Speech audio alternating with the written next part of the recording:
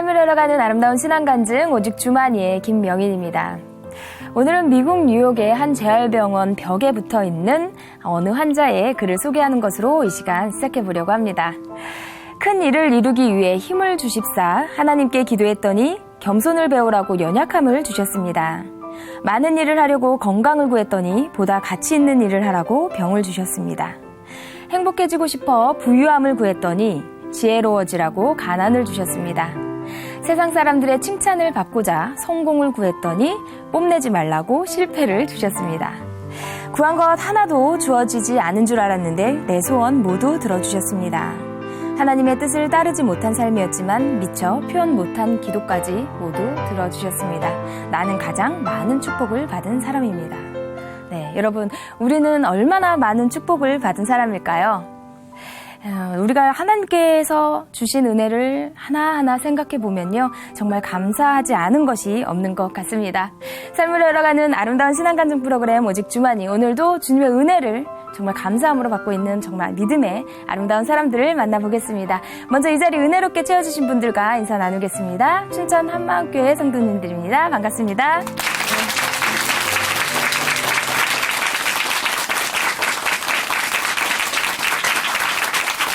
네, 오늘 첫 번째 출연자 만나보겠습니다. 네, 지금 만나실 자매님은요, 오랜 시간 동안 신앙생활을 해왔지만요, 진정한 믿음의 열매가 없어서 항상 늘 이렇게 갈급한 마음이 있었다고 합니다. 부활의 주님을 만나면서 어떤 변화를 겪으셨는지 그 이야기 들려주신다고 합니다. 춘천 한마음교회 조선영 자매님, 박수로 모십니다.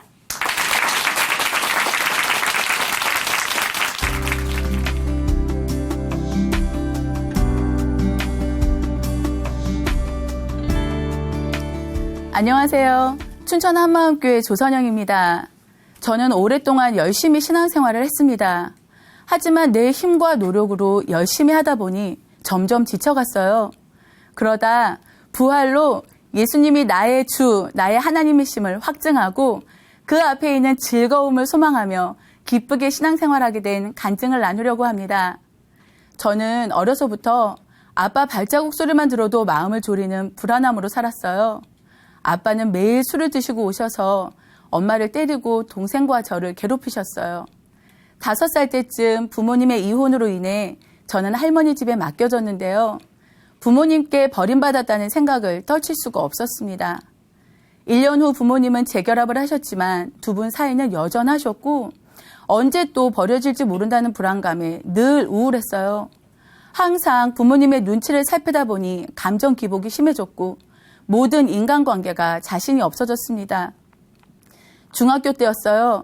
엄마는 아빠의 계속된 술주정과 폭력으로부터 우리를 보호하려고 아빠와 헤어져 서울로 오셨고 돈을 벌기 위해 우리 자매를 외갓집에 맡기셨어요.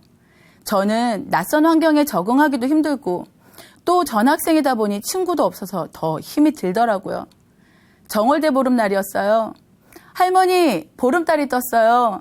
가서 소원 빌고 올게요 하고는 동생 손을 꼭 잡고 달이 잘 보이는 곳을 찾아갔어요. 엄마랑 함께 살게 해주세요. 엄마랑 행복하게 살고 싶어요. 달을 보며 소원을 비는 저를 외할머니는 안쓰럽게 바라보셨지만 제 동생은 달 구경에 마냥 신이 났습니다. 저는 이 모든 상황이 그저 슬프기만 했습니다. 슬프고 우울하게 살던 제게 친구가 부흥회가 있으니 와보라고 하는 거예요. 교회에서 만난 사람들이 반갑게 맞아주고 관심을 가져주더라고요. 사람들에게 처음 받아본 세심한 관심의 마음이 열리면서 교회의 모든 것을 쏟아붓게 되었습니다. 교회를 제 집처럼 드나들며 성경 공부는 물론 주일학교, 성가대, 청년부 활동을 했고 때로는 교회에서 잠도 자가며 열심히 신앙생활을 했어요. 이런 저를 보며 성도들은 칭찬을 아끼지 않으셨고 저는 믿음이 좋은 자매로 소문이 났어요. 그러다 목사님의 주선으로 지금의 남편을 만나 결혼까지 하게 되었습니다.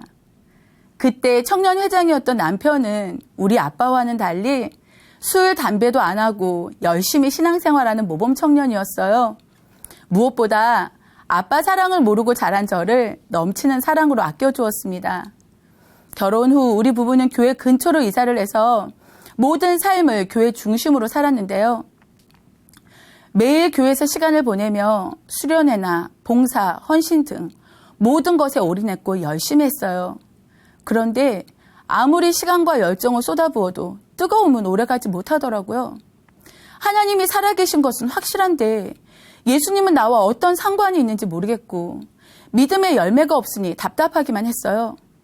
내 감정 하나도 추스리지 못하기 일쑤였고 변하지도 않고 은혜를 받아도 잠시뿐이고 열심을 내면 낼수록 갈급함만 더해져 갔습니다. 그 무렵 정선에 가족여행을 가게 되었어요. 춘천 한마음교회 다니던 후배가 길 안내를 해주었는데요. 후배는 여행하는 내내 부활을 얘기하는 거예요. 이제 자신의 삶은 예수님을 위해 사는 것이라고 했습니다. 그래서 예수님의 몸인 교회 공동체를 위해 살고 있다고 확신 있게 말하더라고요. 내가 알고 있는 후배 모습이 아니었어요. 이렇게 확신 있는 아이가 아니었거든요. 후배의 변화된 모습에 놀랄 수밖에 없었어요. 나는 오랫동안 신앙생활을 했어도 삶이 변하지 않는데 뭐가 다른 걸까? 그때 당시 우리나라 여자 축구팀이 월드컵에서 3위를 하면서 한창 뜨고 있을 때였는데요. 춘천 한마음교회를 다니는 선수들이 있다는 거예요. 어떤 교회길래? 하는 궁금증이 생겼고 뭔가 좀 달라 보이더라고요. 후배는 성령의 권능으로 부활을 증거하라고 쓰여있는 한마음 소책자를 주며 읽어보라고 했어요. 속으로 무슨 책을 이렇게 촌스럽게 만들었냐? 색깔 좀 봐. 내키진 않았지만 웃으며 알았다고 했어요. 몇 년 만에 만난 후배의 변하던 모습이 제게는 충격이었거든요. 그 후 후배가 다니는 교회에서 수련회가 있다고 했고 남편과 함께 하루를 참석하게 되었는데요. 한마음 성도들은 기쁨이 넘쳐 보였고 뜨겁게 찬양하는 모습이 은혜가 되더라고요. 정말 하나님 앞에서 드려지는 경배였습니다.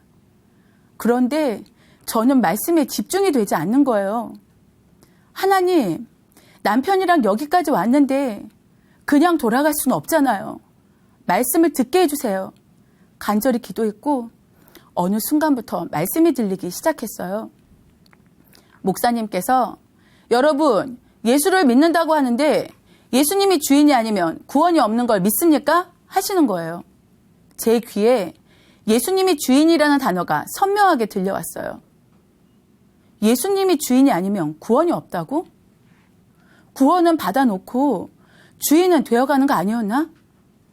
머릿속이 헝클어지며 마음은 복잡해졌어요. 그 후 집에 돌아와 예전에 후배가 주었던 소책자와 김성로 목사님의 신앙 칼럼을 보았어요. 칼럼의 첫 내용은 사도행전을 건너뛴 시대였습니다. 왜 사람이 변하지 않는지, 왜 초대교회와 같은 생명력 있는 역사가 일어나지 않는지 그 이유가 복음에 있다고 하셨어요. 저는 사도행전의 포인트는 성령의 역사인 줄 알았거든요. 그런데 초대교회를 세운 복음은 예수 그리스도의 부활이라고 하는 거예요. 저는 고민하며 엎드릴 수밖에 없었습니다. 계속해서 칼럼을 보던 중 로마서 14장 이를 위하여 그리스도께서 죽었다가 다시 살으셨으니 곧 죽은 자와 산 자의 주가 되려 하심이니라 말씀이 선명히 들어왔어요. 예수님이 주인 되시려고 부활하신 거구나. 부활로 예수님을 주인으로 믿는 거구나. 저는 예수님을 주인으로 믿고 오직 예수님을 위해 살아야겠다고 다짐했어요. 그래서 말씀 보고 기도하는 것도 신앙생활도 더 열심을 내기 시작했습니다. 그런데 기대했던 것과는 달리 여전히 제 삶은 말씀 따로 삶 따로이고 변화되지 않으니 더 답답하더라고요. 예수님을 주인으로 믿기 전과 달라진 게 없으니 나중엔 주인이라는 말이 점점 부담스러워졌어요. 예수님을 주인이라고 고백은 했는데 그 고백대로 살지 못하는 것 같았거든요. 몇 년간 나름대로 몸부림을 치며 해결해 보려고도 했었고 하나님께 울부짖어도 봤지만 점점 더 깊은 수렁으로 빠져들어갔어요. 죽을 것만 같았고 나중에는 내가 신앙생활을 계속해야 되는 걸까? 하는 의문까지 들게 되었어요. 고민에 고민을 거듭하다가 도저히 안 되겠다는 생각으로 춘천으로 가는 날이었어요. 그날은 안개가 뿌옇게 끼어 있었는데요. 마치 제 신앙이 안개 속을 걷고 있다는 생각이 들었어요. 한마음교회 와서도 선포되는 말씀들이 머릿속에 쌓여는 가는데 마음은 여전히 답답했어요. 부활도 믿고 예수님이 주인인 것도 믿는데 뭐가 문제일까? 고민되는 마음을 남편에게 오픈하게 되었어요. 남편은 새 술은 새 부대에 담아야 한다며 초심으로 돌아가라 했어요. 저는 제자들의 관점에서 사복음서를 다시 보기 시작했는데요. 요한복음을 보던 중 전에는 안 보였던 말씀들이 눈에 들어왔습니다. 요한복음 19장 예수께 이르러는 이미 죽은 것을 보고 창으로 옆구리를 찌르니 피와 물이 나오더라. 물과 피, 이미 죽은 예수님. 지금까지 예수님을 당연히 하나님이라고 믿어왔는데 예수님이 나와 동일한 사람이셨다니 너무 놀라웠어요. 그럼 사람이신 예수님을 어떻게 하나님으로 믿을 수 있지? 신약 성경도 없던 시절, 로마서 14장이 없던 시절에 도마는 어떻게 예수님을 나의 주, 나의 하나님으로 고백할 수 있었던 걸까? 점점 말씀에 빨려 들어가기 시작했어요. 그러던 중 누가복음 24장 말씀에서 모든 게 탁 풀렸습니다. 제자들은 물과 피를 쏟고 죽으신 예수님께서 실제로 영원한 몸을 입고 살아난 것을 목격한 거였어요. 예수님이 성경에 예언된 하나님이심을 정확히 확인했구나. 직접 눈으로 보고 만져보지 않으면 못 믿겠다던 도마도 봤구나. 하나님께서 우리를 위해 구약에 미리 예언을 해놓으셨고 이 땅에 없는 부활의 표적을 통해 예수님이 하나님이심을 믿을 수 있도록 해주신 거였어요. 성경대로 죽으시고 성경대로 살아나신 예수님은 하나님이셨어요. 부활하신 예수님이 저의 주인이셨어요. 제자들은 부활의 증거를 보고 난 후에야 믿었는데 어떻게 나는 예수님을 당연히 하나님이라고 믿었던 건지 믿음의 출발선 자체가 잘못되었다는 걸 알게 되었어요. 구원을 받고 예수님이 주인이 되어가는 것이 아니라 부활하셔서 이미 주인이 되신 그분을 믿을 때 구원이 있는 것이었어요. 예수님이 누구신지는 정작 모르면서 주인만 바꾸려 했으니 삶이 변할 수가 없던 거예요. 믿음이 아닌 신념이었습니다. 부활하셔서 지금도 살아계시고 만물을 다스리시는 통치자 하나님 앞에 서니 예수님을 믿지 않은 죄가 얼마나 악랄한 죄인지 통곡이 되었어요. 하나님, 제가 예수님을 믿지 않는 자였습니다. 수십 년간 신앙생활을 하면서 예수님을 당연히 믿는다고 했지만 사실은 예수님을 믿지 않고 제가 주인 되어 산 자였습니다. 제가 주인 된 이 죄 때문에 예수님께서 죽으셔야 했는데 또 다시 배척하다니 어찌합니까? 용서해 주세요. 저는 부활하신 예수님을 나의 주, 나의 하나님으로 고백하며 사도행전의 삶을 시작하게 되었습니다. 예수님이 주인이시니 저의 신분에 눈이 열리더라고요. 내가 어떤 존재인지 무엇을 가진 자인지 알게 되니 말할 수 없는 기쁨과 감사가 임했어요. 제가 주인 되어 살던 옛사람은 이미 죽었고 저는 그리스도와 함께 하늘에 앉힌 바 된 새 피조물이었습니다.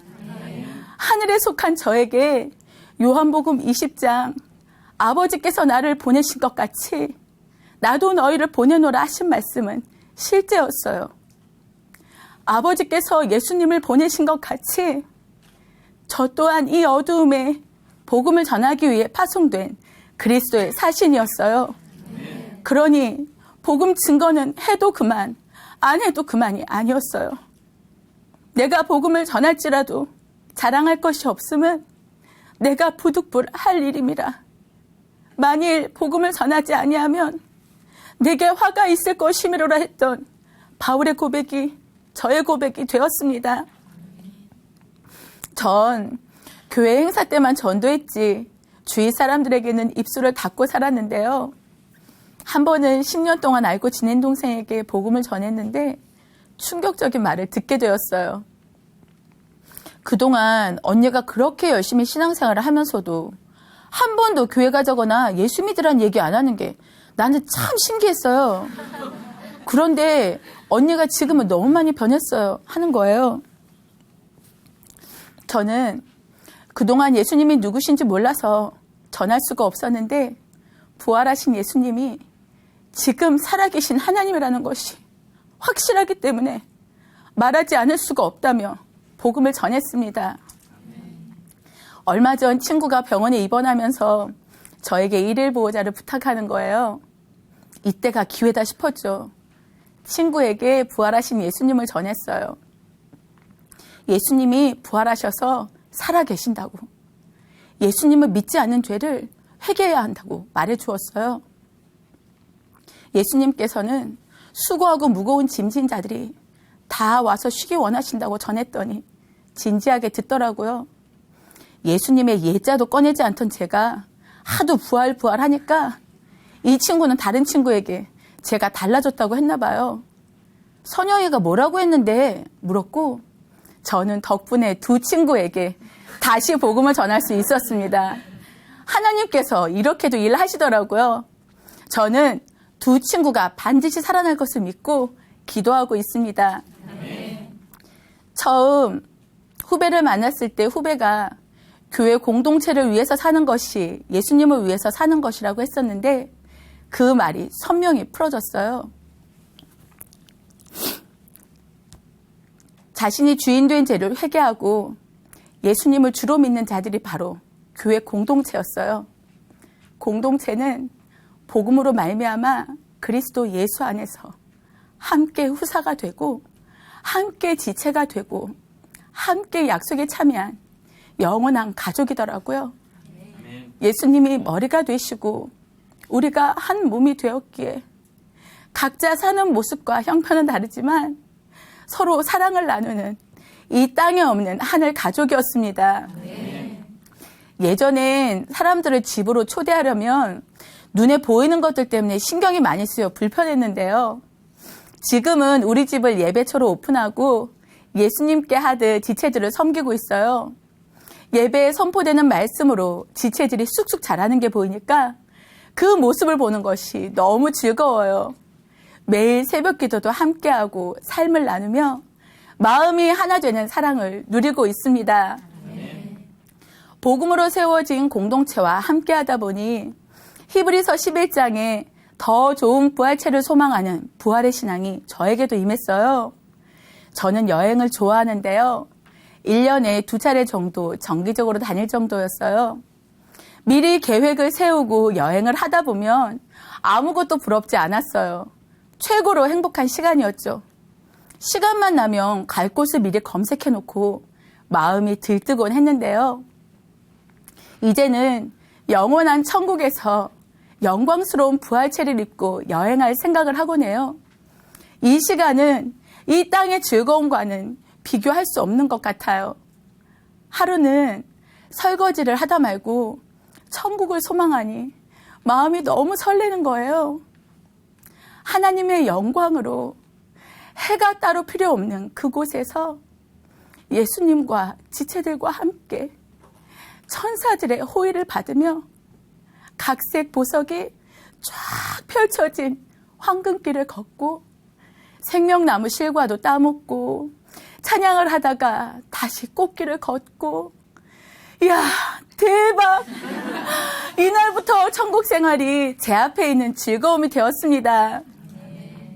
예수님께서 모든 영혼이 살아날 즐거움, 그 영혼들과 깊이 사랑하는 즐거움을 위해서 십자가를 기쁘게 감당하셨던 것처럼 모세가 상 주심을 바라보고 고난받고 능욕받기를 애굽의 모든 보화보다 더 큰 재물로 여겼던 것처럼 저도 그 앞에 있는 즐거움, 사랑하는 주님과 지체들과 천국에서 영원히 함께할 것을 소망하며 하루하루 기쁨으로 사명에 올인하고 있습니다. 저는 예수님의 존재조차 명확하지 않은 채 열심히 헌신하고 봉사하며 뿌연 안개 속을 헤매듯 신앙생활을 했는데요. 이제는 흔들릴 수 없는 확실한 증거, 부활을 통해 예수님이 나의 주인이심을 분명히 고백할 수 있게 되었어요. 하늘에서의 영원한 삶을 소망하며 부활하신 예수님을 자랑하는 사명을 잘 감당하겠습니다. 예수는 나의 주, 감사합니다.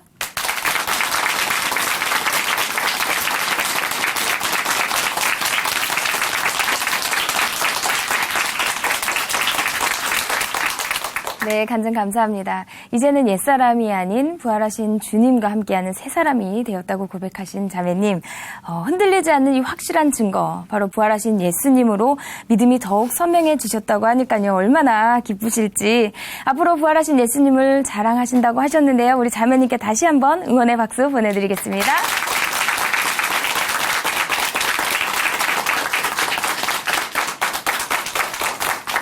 아름다운 믿음의 고백으로 하나님의 은혜를 나누는 오직 주만이, 오늘 두 번째 출연자 만나보겠습니다. 이번에 나오실 분은요, 성당에 다니시면서 기도와 믿음 생활을 정말 열심히 하셨지만 계속 상황이 해결되지 않고 또 마음이 채워지지가 않아서 어려움을 겪으셨다고 합니다. 하지만 부활의 주님을 만나서 변화가 되었다고 하는데요. 어떤 변화를 겪으셨는지 춘천한마음교회 이승미 자매님 박수로 모십니다.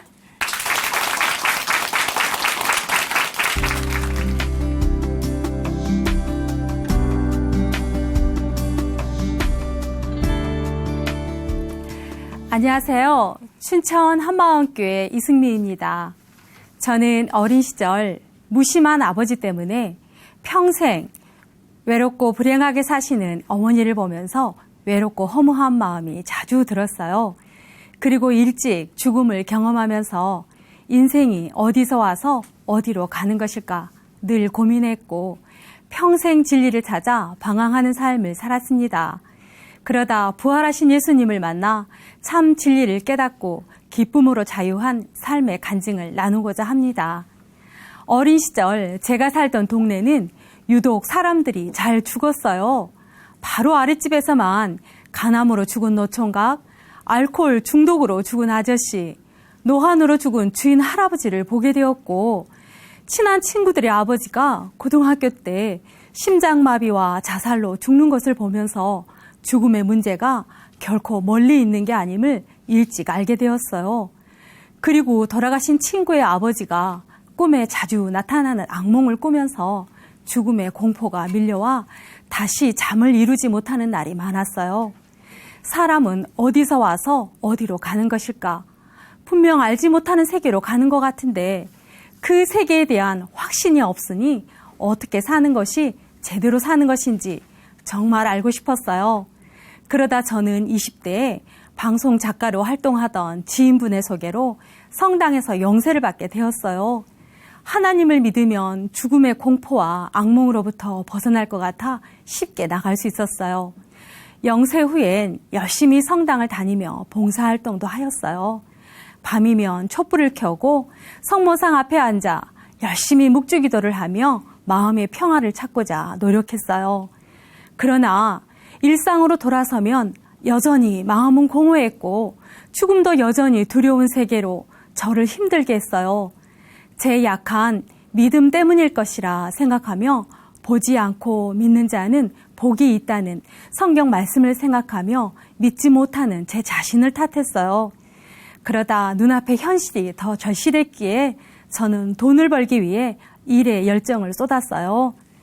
90년대 당시 컴퓨터 그래픽 애니메이션이 발달하기 전이라 대부분의 만화 영화가 손으로 그려졌어요.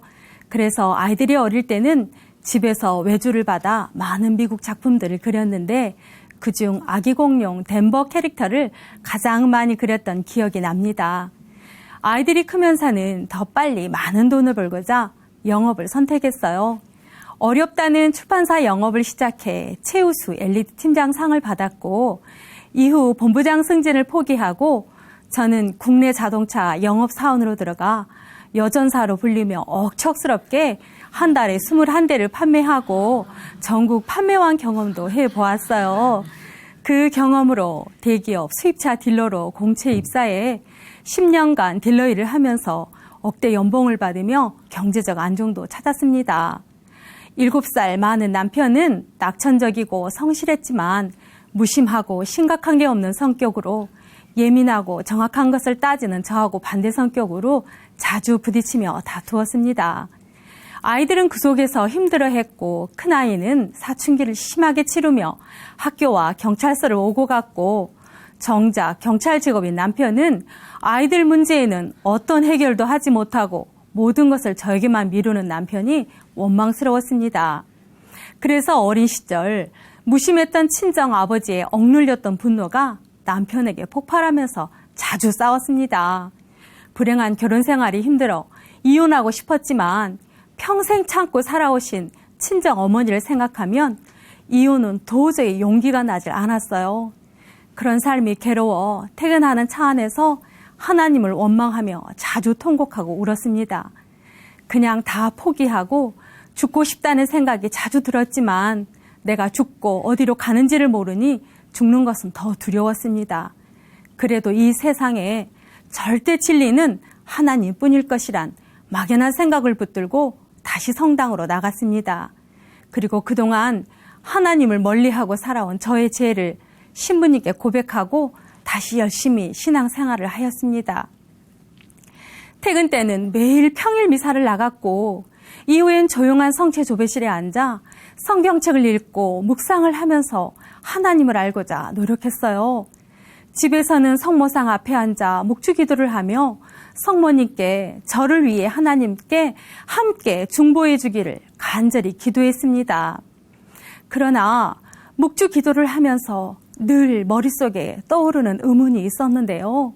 바로 마리아 존재였어요. 왜 성경 기록과 기도서가 다를까? 그리고 성경책의 십계명과 카톨릭의 십계명이 왜 다를까 하는 것들이었어요. 묵주기도서 안에는 더 궁금한 것들이 많았는데요. 성경책의 마리아는 예수님을 잉태하고 낳으신 후에는 요셉과 사이 여러 동생들을 낳으셨음을 성경책만 읽으면 누구나 알 수 있는 내용인데 기도서 안에는 평생 순결한 동정으로 살다가 예수님의 부르심으로 하늘에 들려 올라갔다는 것이었어요. 마치 예수님의 부활처럼 말이에요. 왜 이렇게까지 마리아를 오해받게 하는지 저는 이해가 안 되었어요. 그리고 성경책에는 천국과 지옥만 있을 뿐 중간지대는 없는데 기도서 안에는 중간지대인 연옥이 있었어요. 바로 지옥으로 가는 것보단 구원의 기회가 있으니 마음의 위로는 되었지만 성경책 어디에도 연옥이 없으니 저는 신경이 쓰이고 궁금했어요. 그러다 보니 성경과 다른 기도서의 내용들이 기도 중에 생각으로 들어오면서 기도가 힘들었어요. 저는 이런 고민을 믿음 깊은 언니에게 얘기했더니 언니는 성경은 시적인 표현이 많아 함부로 해석을 하면 안 된다고 했어요. 어느 누구와도 이런 제 고민을 소통할 수 없었고 사람들이 믿는 하나님은 그저 자기 마음 편하려고 믿는 종교 같아 보였어요. 어떻게 하나님을 믿어야 할지 암담했고 이대로 하나님이 없다고 포기하기엔 이 세상은 너무도 허무했습니다. 정말 절실하고 절대적 믿음이 그리웠지만 제 무지 앞에서 무조건 믿기엔 제 믿음은 너무 약했고 고독한 마음뿐이었습니다.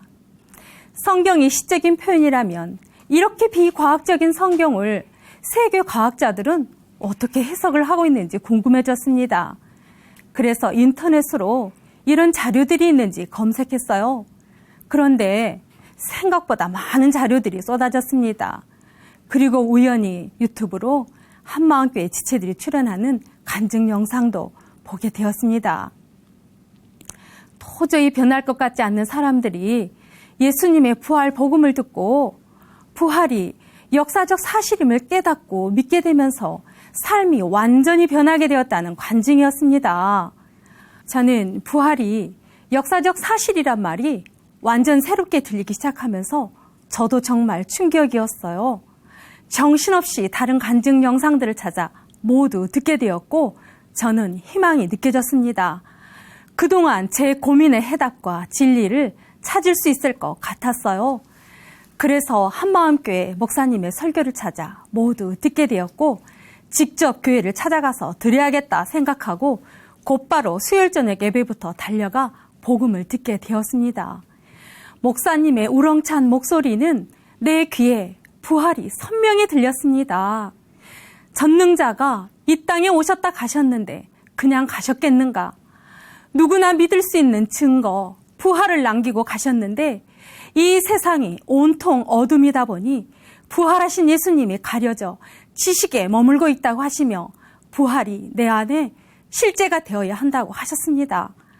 이 천지개벽할 사건을 믿지 못하는 우리가 얼마나 악랄하고 무서운 죄인지를 낱낱이 성경 말씀을 찾아 깨닫게 해주셨습니다. 그리스도께서 다시 사신 것이 없이는 너희의 믿음은 헛되고 여전히 죄 가운데 있다고 하시는 말씀이 너무도 충격적으로 들렸습니다. 부활이 없는 믿음은 헛되고 여전히 죄 가운데 있다? 그리고 예수님이 하늘나라 성막에서 자기의 피로 영원한 속죄 제사를 드리고 하나님 보좌 우편에 앉으셨다는 성경 말씀을 듣고 저는 예수님이 십자가에서 다 이루었다 하신 의미를 깨닫게 되었습니다. 그리고 저는 요한복음 14장 6절 말씀이 정확히 깨달아졌습니다.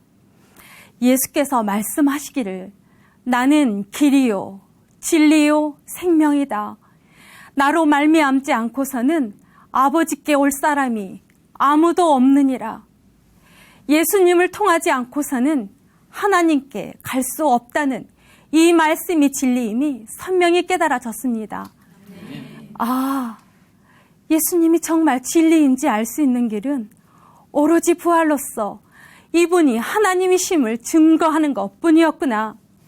너무도 놀라운 진리를 깨닫게 되면서 성경의 비밀이 모두 풀리고 혼미한 세상에서 구원의 통로인 예수님이 정확히 보였습니다. 그동안 예수님을 믿지 않아 복음의 광채가 비추지 못하고 혼미한 세상에서 제가 방황했음을 깨닫게 되었습니다. 보이지 않는 하나님을 무엇으로 믿을 수 있는가? 성경이 진리란 것을 무엇으로 믿을 수 있는가? 부활하신 예수님이셨어요. 사도행전의 초대교회는 성경책이 없었는데 어떻게 예수님이 하나님이심을 믿을 수 있었는가?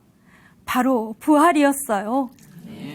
인간이 만든 모든 신은 죽었고 살아 부활하지 못했으며 구원을 증명하지 못했어요. 오직 예수님만 부활하셨고 예수님이 전능자 하나님이심을 믿을 수 있는 표적이었어요. 상황과 감정에 따라 흔들리는 믿음이 아닌 어떤 상황 속에서도 흔들 수 없는 역사적 증거, 부활을 붙들고 어둠과 혼돈 속에서 벗어날 수 있었습니다. 진리가 너희를 자유케 하리라. 저는 부활이 답이었음을 깨닫게 되었습니다.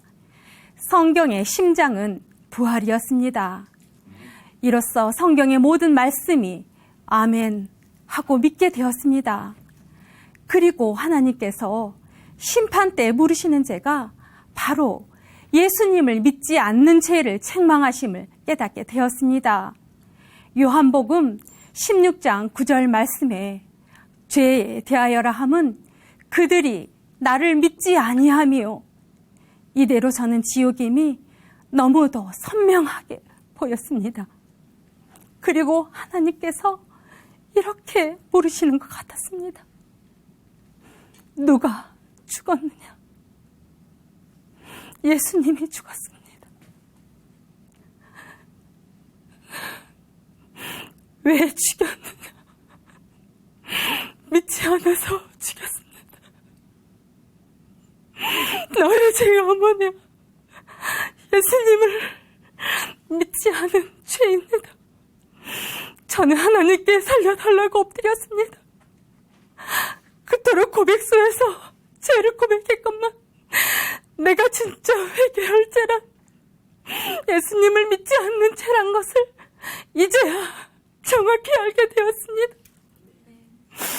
다시는 죄의 종로를 타지 못하도록 저를 살리시고자 마음 중심에 주인 되시기 위해 오신 예수님을 믿지 않아 처참하게 죽이고도 여전히 저와는 상관없는 사건으로 생각했고, 구원과 조금도 상관없는 마리아 상에 엎드려 하나님을 알고자 괴로워했던 제 중심에는 십자가에서 저를 구하신 예수님이 없음이 선명히 보였습니다. 내가 죽인 예수님을 어찌할꼬. 가슴을 치고 통해가 되고 회개의 눈물이 쏟아졌습니다. 모든 것이 예수님을 믿지 않고 제가 주인 되어 살려고 발버둥치니 그렇게 삶이 힘들었음을 이제야 알게 되었습니다.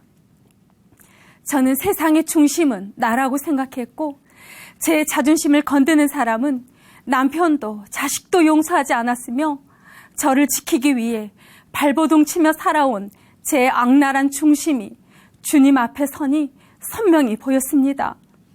친정 아버지를 원망하며 불행한 성장을 한 집안 환경도, 죽음의 공포와 악몽에 시달린 이유도, 결혼 생활이 힘든 것도, 자식이 마음대로 안 된 것도, 모든 문제가 내가 주인 되어 다 하려다 보니 인생이 그렇게 힘든 것이었음을 이제야 깨닫게 되었습니다.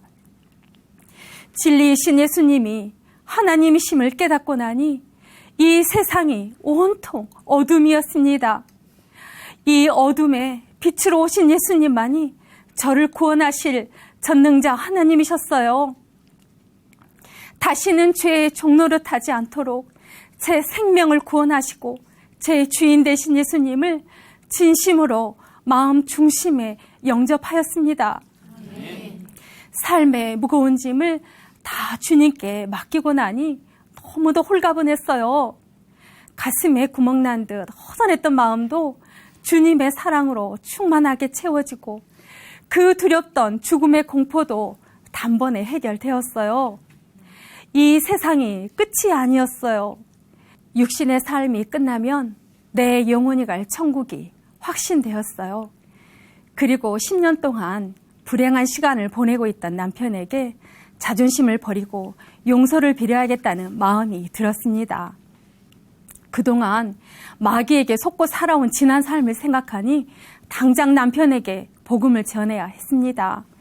퇴근한 남편에게 그동안 내가 예수님을 믿지 않아 내가 주인 되어 사느라 집안의 주인인 남편을 섬기지 못했다며 나의 죄를 용서해 달라고 하였습니다. 입만 열면 도끼를 품던 아내가 용서를 빌며 복음을 전하니 남편은 황당하고 얼떨떨한 표정을 짓더니 그런 하나님이라면 믿어라 하며 무척 좋아했어요. 그렇게 10년이 넘는 침묵을 깨고 서로 인격적인 새로운 삶이 시작되었습니다.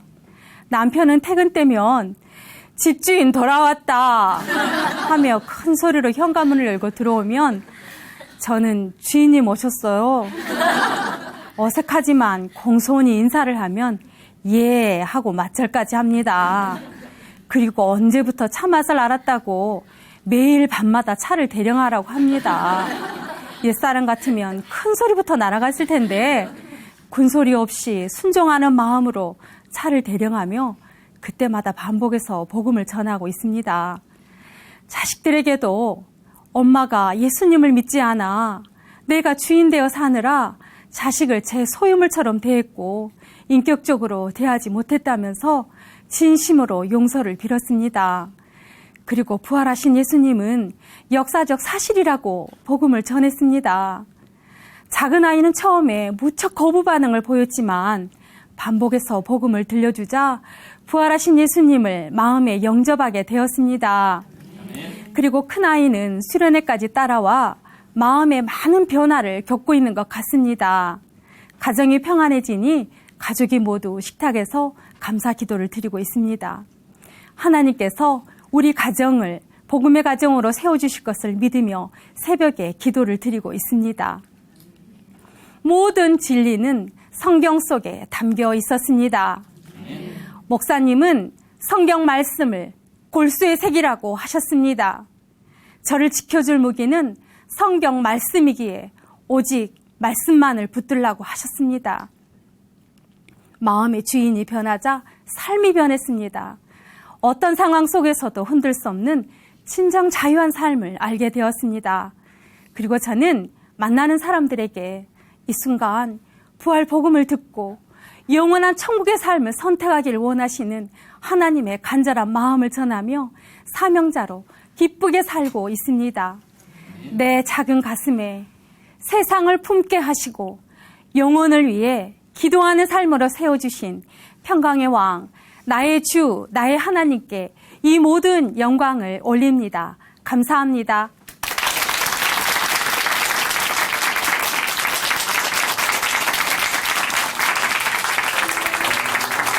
네, 간증 감사합니다. 군소리 없이 밤마다 남편에게 차를 대령하고 계시는 자매님. 이제는 부활의 주님께서 자매님의 진정한 주인이 되셨으니 자매님의 기도처럼요. 복음으로 가정을 든든히 세워주실 것을 믿습니다. 우리 귀한 간증 들려주신 이승미 자매님께 다시 한번 응원의 박수 보내드리겠습니다.